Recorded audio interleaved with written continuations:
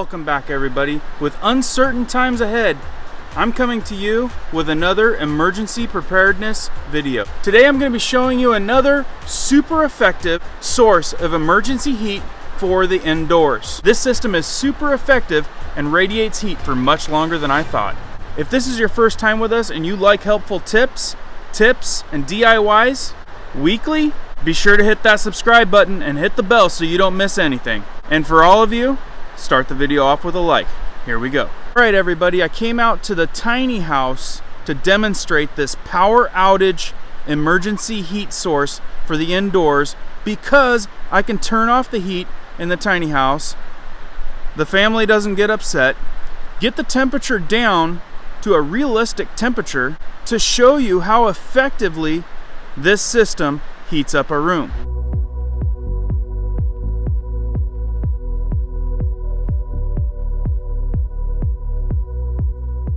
Okay, so this is an alternative heat source to maybe some of the other methods that I have described and taught you in previous videos. Whether you're experiencing a storm, crazy cold weather, or a power outage, this is another option to have a heater for indoor use. A homemade heater you can make at home is super smart knowledge. So now you can set these things up just about anywhere in your house. You just want to make sure that you don't have anything combustible around it.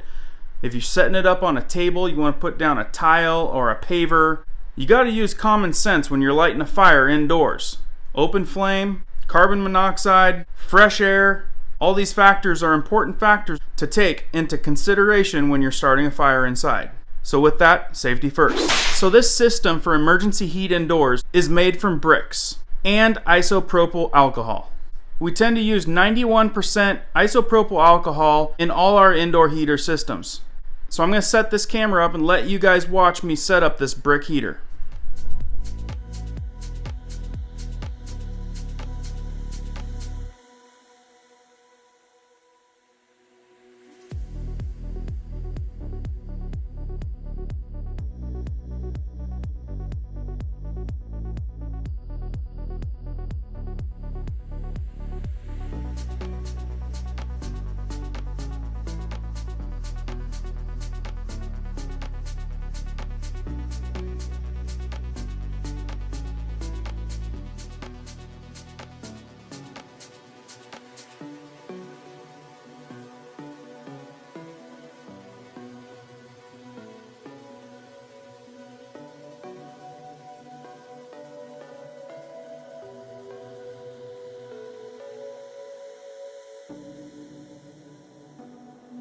Okay, so I demonstrated how you do the diamond stack with the bricks to make the brick air heater.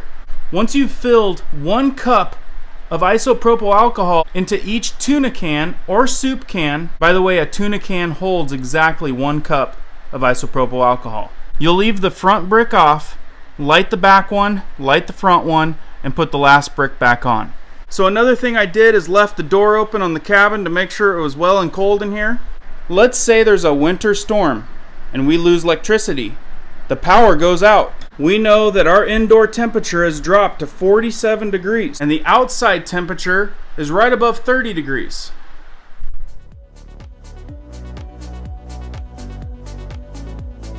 Let's see, that lower brick right there is 36 degrees. Second brick, 36. We're just getting started with this. Middle brick's already up to almost 40. Top brick, 40, 60, 91, 114 already. Is that not an amazing indoor heater? Look at it, it is just blazing in there.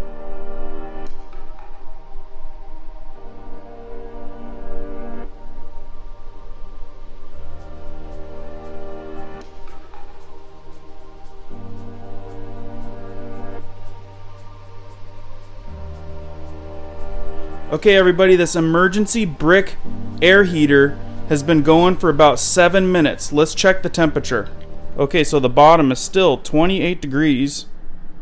Pulled it from outside. Coming right up. Second brick up is up to about mid 40s. Third brick up.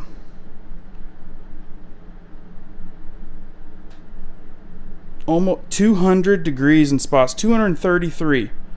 Let's check the top one. Good Lord, look at that, 440.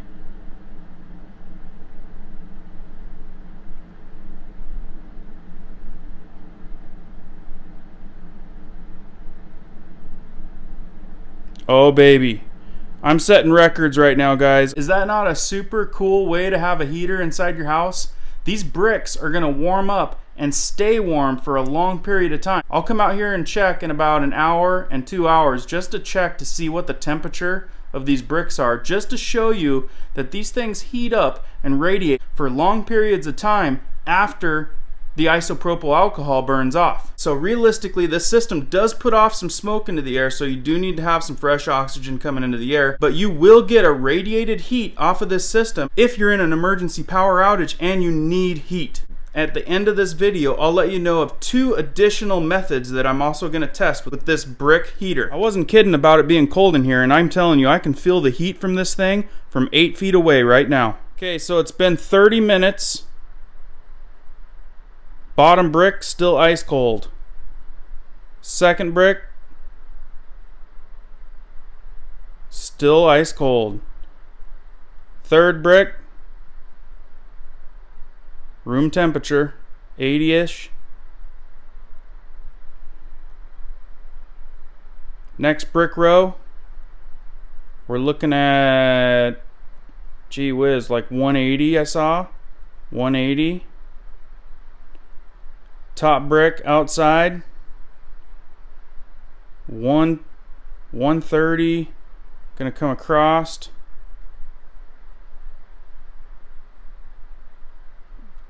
Man, that is heating up.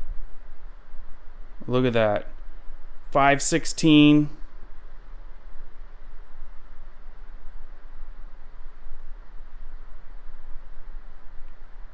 Holy smokes. Okay, so it's been about 23 minutes. It looks like it's about 2/3 burnt down. And I've never read temperatures that high. That's crazy. So room temperature, I set it way over here. 50 degrees. It's already brought up the room temperature a few degrees. So you can see clearly by putting it on a big old paver, big old brick paver or a line of bricks, the bottom temperature stays pretty cold. Even this bottom brick stays pretty cold. But as you come up, the temperature starts to rise.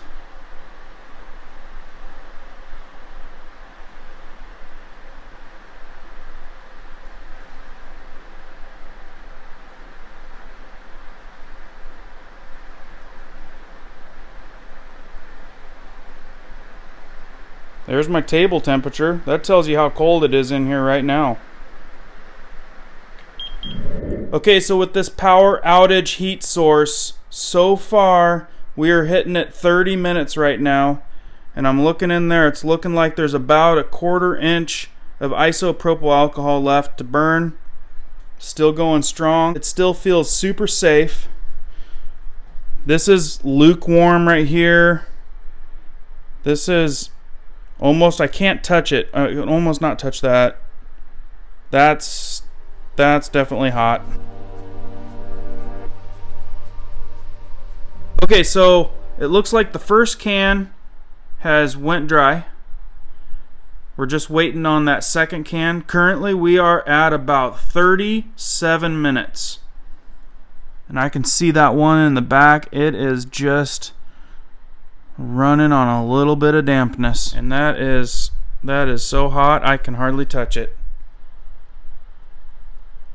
And there we go. 39 minutes. Those 2 cans lasted 39 minutes. We are currently sitting at we are currently sitting at 380-ish on the top brick, almost 300 on the next brick.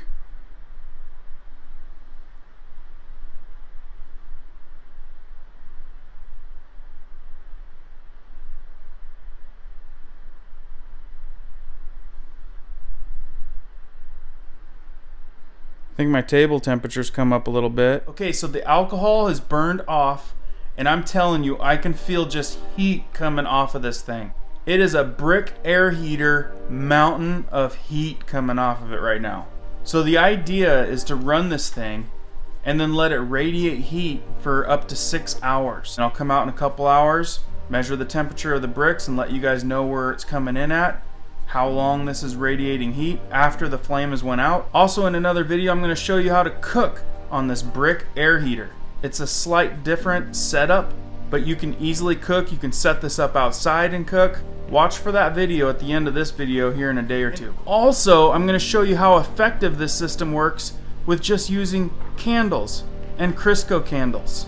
You'd be surprised how well it works. So if you don't like the idea of using isopropyl alcohol, maybe it scares you, wait till you see how effective this emergency indoor heater is with Crisco candles.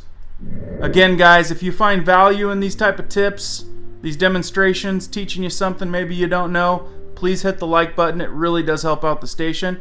And subscribe if you want to see more. It's been about 1 to 2 hours after. You remember that lower brick being at like 32 degrees when we finished burning the isopropyl alcohol.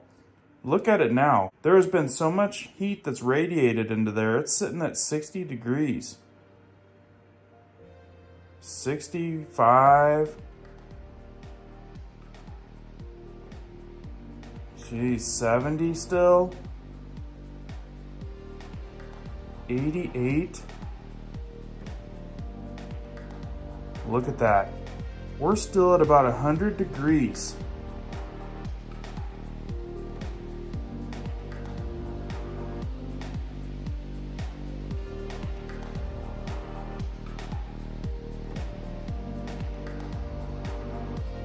So at about 2 hours after this is burnt off, that whole, all these upper bricks are right around close to 100 degrees still. Very, very warm. So that's a pretty cool system right there. What I don't like about it is it does put off a little bit more smoke than I would like. But in an emergency situation, and it's a matter of you freezing, it puts off a lot of heat. You can still get some fresh air. And at the end of this video, I'll leave a link to how we use this for cooking. So at the end of this video, I will add a video using candles, Crisco candles, and a video showing this thing how well it cooks. Hope you guys found value in this video, learned something. Please hit that like button. We will see you on the next one.